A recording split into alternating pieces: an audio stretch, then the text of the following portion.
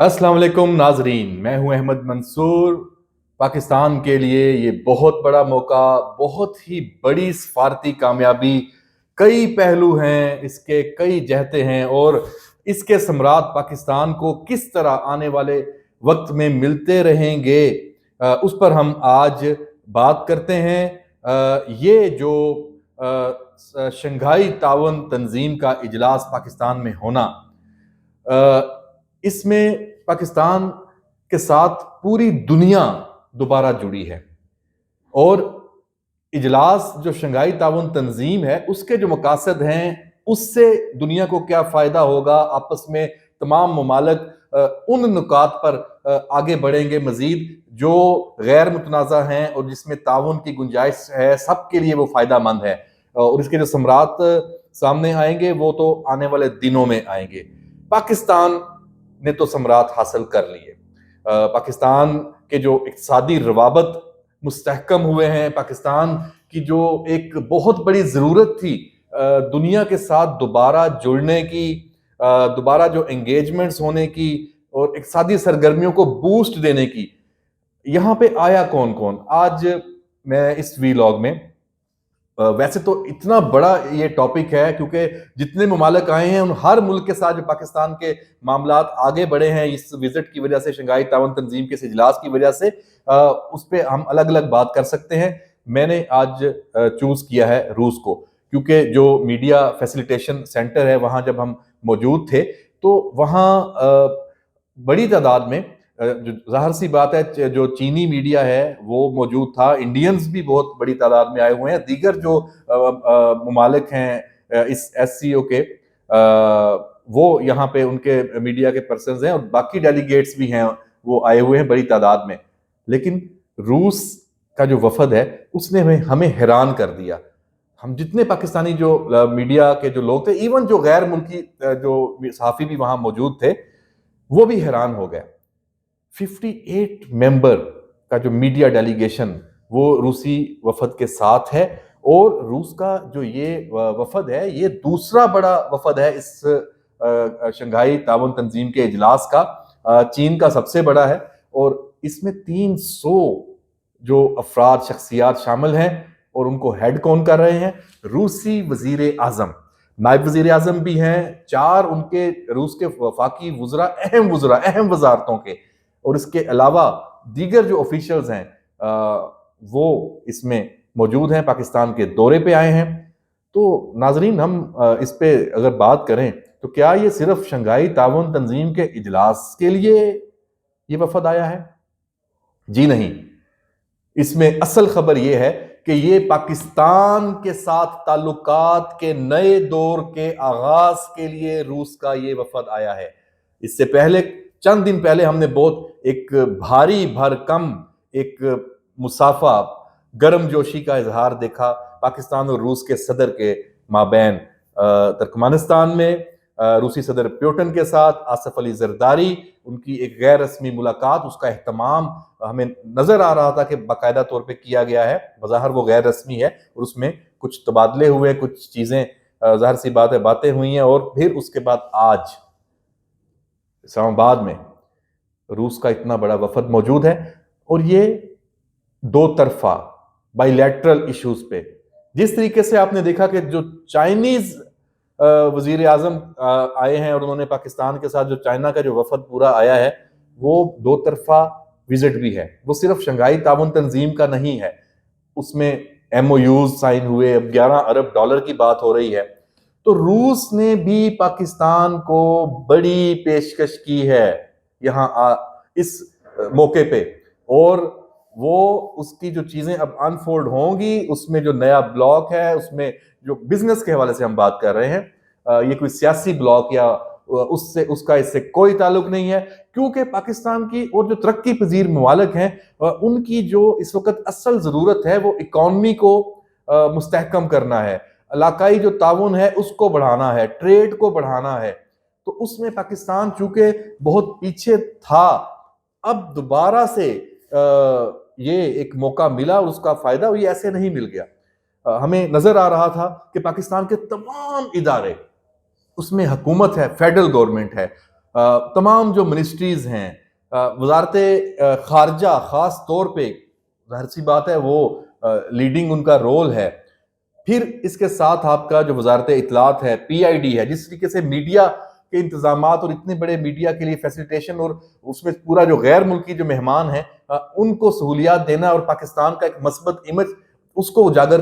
करना ये बहुत बड़ा टास्क उसको इतनी खुश उसलूबी से किया गया है कि मैं समझता हूं कि हर पाकिस्तानी को इसमें खुश होना चाहिए। उसके लिए ये एक ईद का मौका है कि पाकिस्तान में ये खुशियां, ये कामयाबियां, ये बहुत अरसे बाद हमें इस तरह नजर आई हैं। और पाकिस्तान के जो अदारे, अगर हम इसमें बात करें सरमायाकारी के हवाले से, तमाम ममालिक के साथ ट्रेड आगे बढ़ाने के लिए, बिजनेस आगे बढ़ाने के लिए, गवर्नमेंट टू गवर्नमेंट कॉन्ट्रैक्ट्स देखने के लिए, पाकिस्तान में सरमायाकारी के मौके जो है उनकी जानब इन तमाम ममालिक को दोबारा राग़ब करने के लिए, तो SIFC का किरदार इसमें बहुत अहम है। वहाँ भी हमें यहाँ नजर आया कि शंघाई ताउन तंजीम के इस मौके को SIFC ने भी बेहतरीन तरीके से इस्तेमाल किया है। और इसके साथ साथ इसके हवाले से अभी मामला चल रहे हैं और बहुत सारी चीजें और भी आगे सामने आएंगी। जाहिर सी बात है पाकिस्तान की फौज सिक्योरिटी के हवाले से भी, और जो एक मिलिट्री डिप्लोमेसी का कॉन्सेप्ट है वो हमें आगे बढ़ता हुआ नजर आया है। इस जो शंघाई ताउन तंजीम के इजलास में आपने देखा होगा कि army chief general Syed Asim Munir के साथ जो चीन के वजीर आजम का जब मुसाफा, जब वजीर आजम भी वहां मौजूद हैं, तो वो बहुत कुछ बता देता है कि वो जो आपस में बातचीत और जो एंगल कि वो चीजें पहले से चली आ रही थी, यहाँ पे आके एंड पे रिजल्ट आया है। तो पीछे ये मुलाकातें, ये चीजें सारी, ये एफर्ट्स मौजूद थी। और इसके साथ साथ पाकिस्तान के जो अदारे हैं, ISI है, हमारी जो दीगर इंटेलिजेंस अदारे हैं, पुलिस है, रेंजर्स है, मैं समझता हूं कि आप जिसका भी नाम लें सबका क्रेडिट है इस जो कॉन्फ्रेंस है और इस मौके को कामयाब करने में और पाकिस्तान को इसके सम्राट जो है वो देने में। और जो ये सरबराही इजलास है शंघाई ताउन तंजीम का, इसमें पाकिस्तान को जो सबसे बड़ा एक एज है, ये हमसाया ममालिक के साथ साथ जो बड़ी ताकतें हैं, जाहिर सी बात है रूस और चीन बड़ी ताकतें हैं और दीगर जो ममालिक भी इसमें, तो उनके साथ नई शराकतदारी को फरोग देने के लिए एक प्लेटफॉर्म पाकिस्तान को मिला है। और जाहिर सी बात है जो बैनुल अक़वामी बरादरी है उसमें पाकिस्तान का एक इमेज है, उसकी इमेज बिल्डिंग हुई है, क्योंकि अभी तक हिचकिचा रहे थे यहाँ के माहौल के मनफी प्रोपेगेंडा जो पाकिस्तान के बारे में हो रहा है, किया जाता है, उसको मैं समझता हूं कि वो उसको नाकाम कर दिया गया है इस इजलास की बदौलत। और अब जो पाकिस्तान के दुश्मन हैं उनको अब नए सिरे से मेहनत करनी पड़ेगी। पाकिस्तान ने अपना एक पुरअमन मुल्क होने का, एक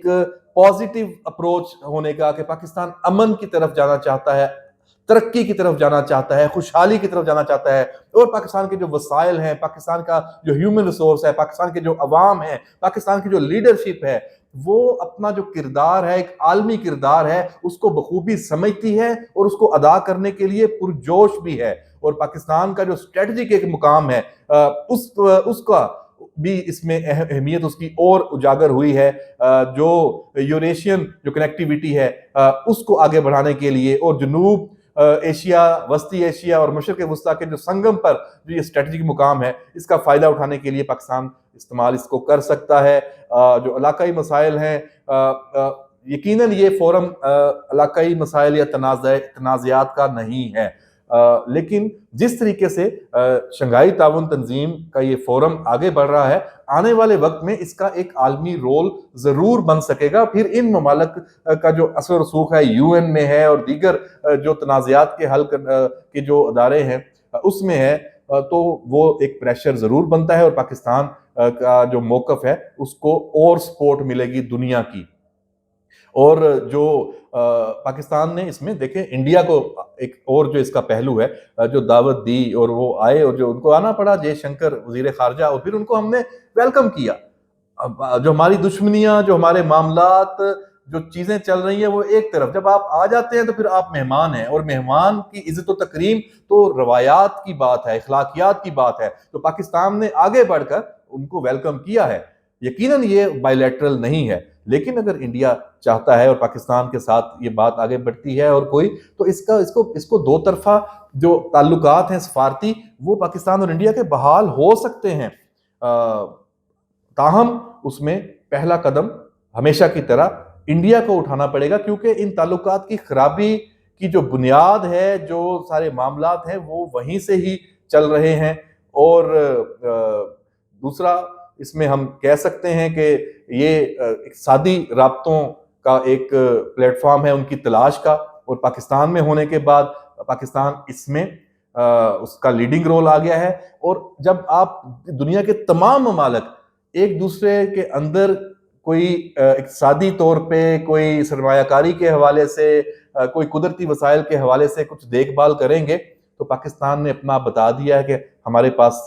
یہ مواقع ہیں، یہ کچھ ہے، تو چیزیں آگے بڑھیں گی۔ اور